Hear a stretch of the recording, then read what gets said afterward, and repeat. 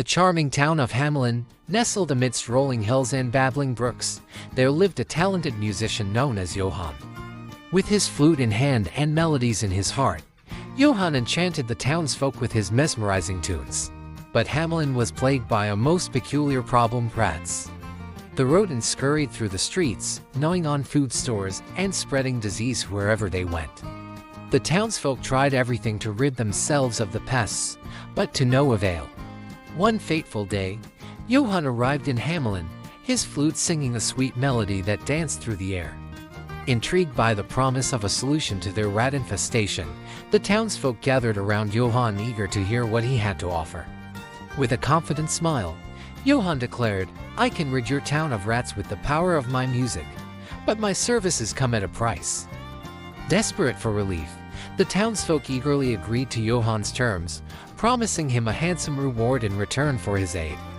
And so, Johann began to play, his flute weaving a spellbinding melody that echoed through the streets of Hamelin.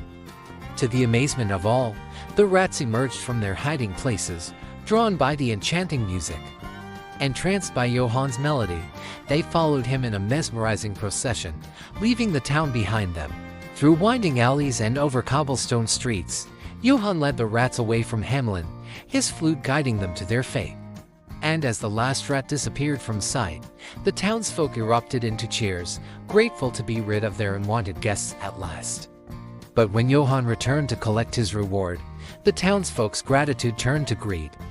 They refused to pay Johann the promised sum, believing that his task had been too easy for such a hefty reward. Heartbroken and betrayed, Johann vowed to teach the townsfolk a lesson they would never forget. With a sorrowful sigh, he raised his flute to his lips once more and began to play. But this time, it was not the rats who emerged from the shadows, but the children of Hamelin. Drawn by the haunting melody, they followed Johann out of the town, their footsteps echoing in the empty streets. And as the last child disappeared from sight, the townsfolk realized the folly of their greed. But it was too late to undo the harm they had caused, for the Pied Piper of Hamelin had exacted his revenge, leaving behind only a haunting melody as a reminder of their folly.